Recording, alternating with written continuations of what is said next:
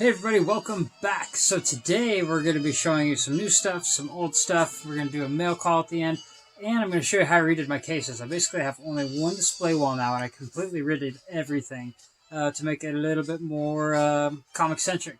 You know, I'm kind of getting a little bit back more to comic books. I mean, they just had that crazy Venom story that was just amazing. Get back into the Green Lantern and all that. But yeah, so let's start with some of the old stuff over here. So this is my vintage original Imperial Shuttle from Return of the Jedi. So in Return of the Jedi, you see the Emperor show up in this bad boy. And I got this a long time ago from the Star Wars store at a decent price. I think I got it for a decent price just because whoever owned this thing prior put the sticker right there on the wrong side. That's supposed to be on the inside of the vehicle. But that's the Imperial Shuttle itself. You got the boarding ramp and all the glory. Now here's the box for it. I actually it was kind of starting to like cave in on top, so I kind of reinforced it on the inside with extra cardboard. So essentially when I go to sell it eventually, it'll have a reinforced box, so at least I've got that going for me. But yeah, so that's the original box. And of course, you can't have the shuttle with a little bit of the Empire. Here's my little Empire display I had. I kind of had it in the bottom of one of my cases, but as I just said, I've kind of cleared out my cases of a lot of stuff. So I wanted to just kind of set these guys up real quick as I kind of show this bad boy. And so you can see, I mean, they got the, these are original Emperor's Royal Guards. The different countries and different makes, for some reason, had different splits in the capes. You see, these guys had the split in the cape kind of on the left arm.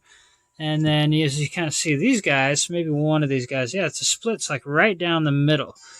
And I'm quite sure, like, one of them's Taiwan, one of them's Hong Kong, you know. I forget which is which. I think the Taiwan one is the one split on the side. Actually, here's a boxed Taiwan Emperor's Royal Guard.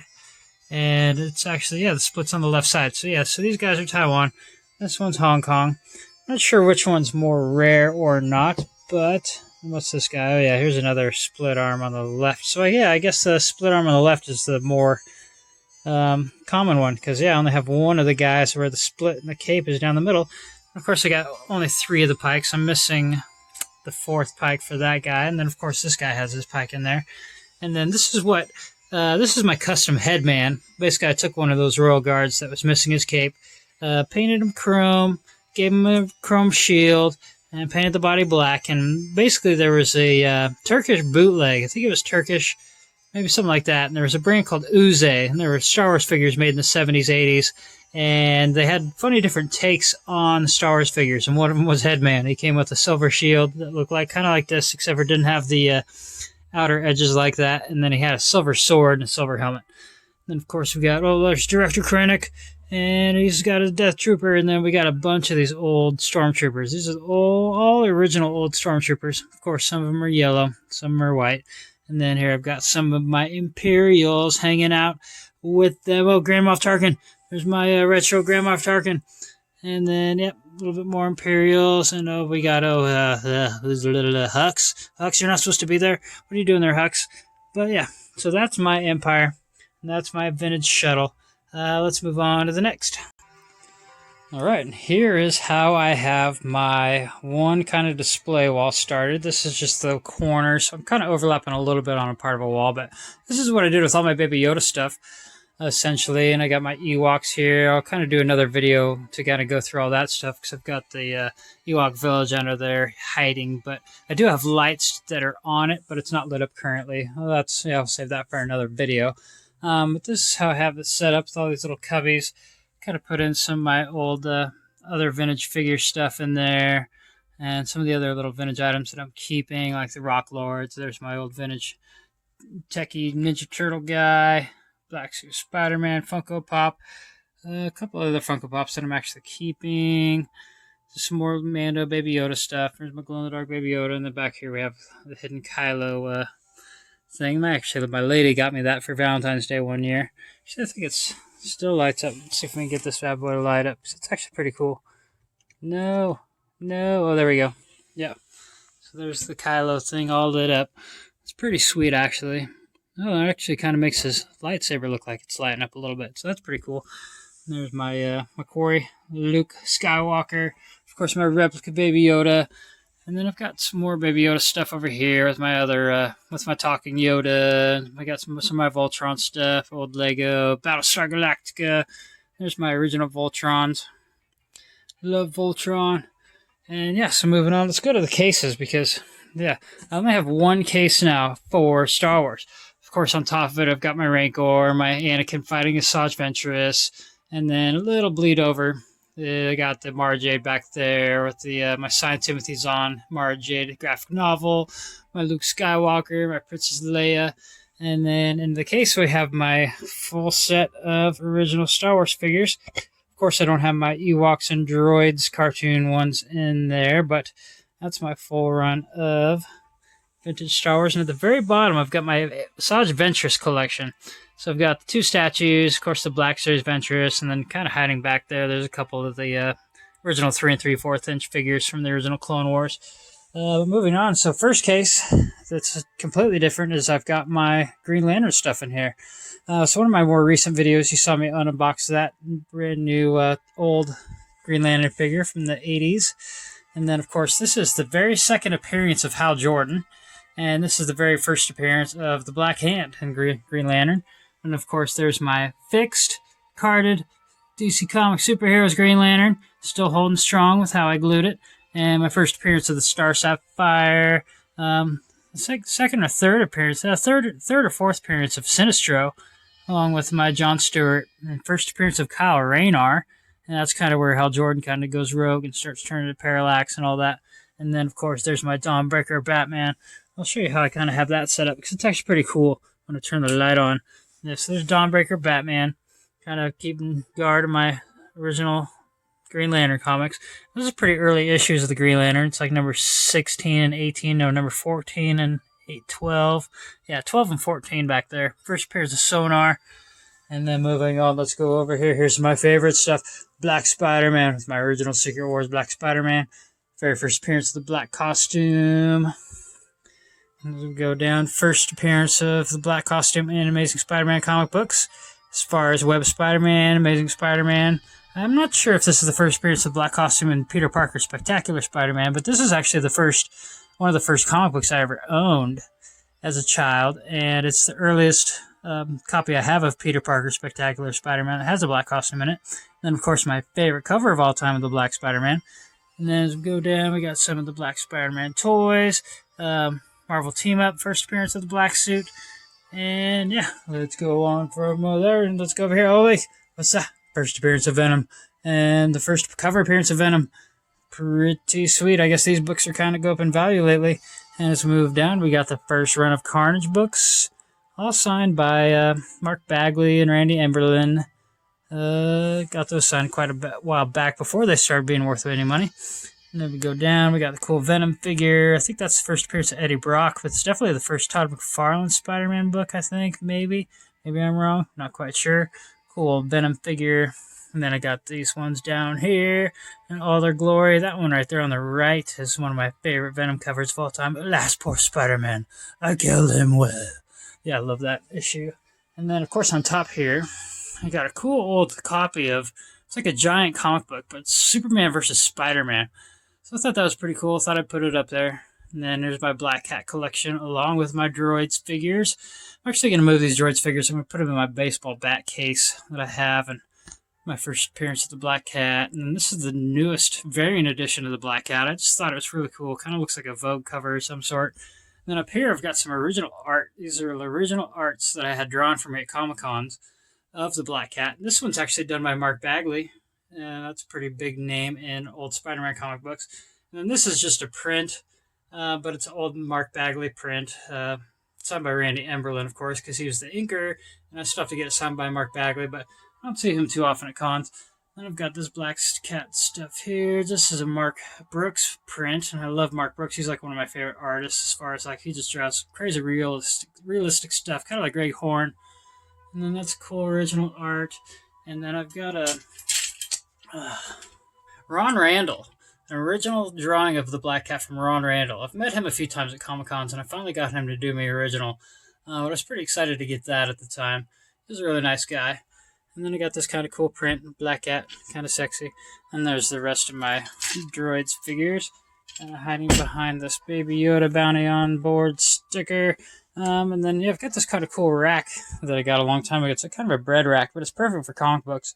And this is the latest King of Black issue. And actually, this issue, Venom gets the power cosmic, so he basically becomes Captain Universe. And then he takes Thor's hammer. Yes, he wielded Thor's hammer. And the Silver Surfer's surfboard, slapped them together, created this axe, and that's how he was able to battle against Null. And more recently, I just picked this up. This is actually a reprint of the very first Green Lantern comic book, Green Lantern #1. It's actually not the first appearance of Green Lantern. It's like the fourth appearance of Green Lantern, because his first appearance was Showcase number 22, and second 23, and third 24. And just showed you number 22 over there. That's the second appearance of Hal Jordan. And then moving on, just put more Green Lantern comics down here. This is actually the first appearance of Ion, and that's the first appearance of the guy that later becomes Ion, which I'm, of course, all of a sudden forgetting. But these are old Green Lantern Tales of the Corpse annuals that I've found at Excalibur Comic Books. And, of course, here's the first Kyle Rayner as Green Lantern. Of course, there's Parallax, Glow-in-the-Dark issue. Let's see, Green Lantern #1, but that's from a different series. That's from the series that this one continues into. Then I've got some of the older ones. Just picked out a few different cool issues to put up here on the case. But yeah, let's go on to the mail call. Alrighty, mail call #1. Let's see what this bad boy is. Got this envelope here. It's kind of pad envelope. I'm not really too concerned about the package inside, because I'm going to open up this bad boy anyways, and I'll show you what I'm going to end up doing with it. I'm partnering it up with, just because I've got a particular taste in superhero stuff, and this guy kind of fits the bill there with my dynamic for what I like in a superhero and super villain, I guess. But you see, it's just a old box. This was actually a old Toy Fair mail away. Let's see, get into it. See, one side is open, one side's open. Yep. So let's get into this. One side open. And what do we got? What's in the box? What's in the box? What do we got? It's an old Bullseye. Look at that guy. Old Bullseye figure. So this is an old Toy Biz Bullseye figure. Let's see if we can find a year on this bad boy. I always loved Bullseye as a character back in the day, because, as I've stated before, for some reason I've always been drawn to Marvel characters or comic book characters all in black and white. I love black and white costumes for some reason. And this bad boy, where's the year on it? Where's the year on it? I'm not seeing a year, but I'm pretty sure it's the 90s. Definitely in the 90s. And it's brand new condition. I mean, there's a few of them I found online, but they weren't in perfect brand new condition. And he still comes with his knife. Just this little knife in his boot.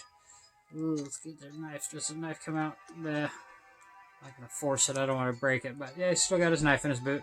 And Bullseye is actually going to go into the Black Spiderman case with Havoc. This is another black and white baddie, or a goodie. Havoc's a good guy. Bullseye's a bad guy. I'm going to put him in with my Black Spider-Man stuff in the case. Yeah, so moving on to the next thing I picked up. I picked up this. It was just a silly little purchase. It was only $1. I got it on eBay. It was $1 on eBay, and then it was $1 for shipping. So it's just like, yeah, I'm just kind of on a kick right now for certain things. So I picked up this. If we can get it open, if it's not too difficult. Come on. Don't be difficult now. Of course, a lot of these weird mailer packages are always difficult to get open. You gotta really and of course, it's like, what is it, like that funny Ellen joke with the toilet paper, where it's just like you pull, the one-ply toilet paper when you go into a bathroom in like a restaurant or something, and you pull on the thing and it only gives you one square. That's what happens with these things. It's just like one square, one tiny little tab. It just won't come out. It's irritating as hell. It takes you like 20, 30 pulls just to get a wad enough, to be able to do your business and wiping. Oh, okay, let's see if I got this open just enough to pull this out. Oh, cool. At least it came in a hard case. And actually, this is a Chase hologram figure for the Green Lantern. And this was the DC Cosmic Cards from 1991. And one of the chases was the Green Lantern.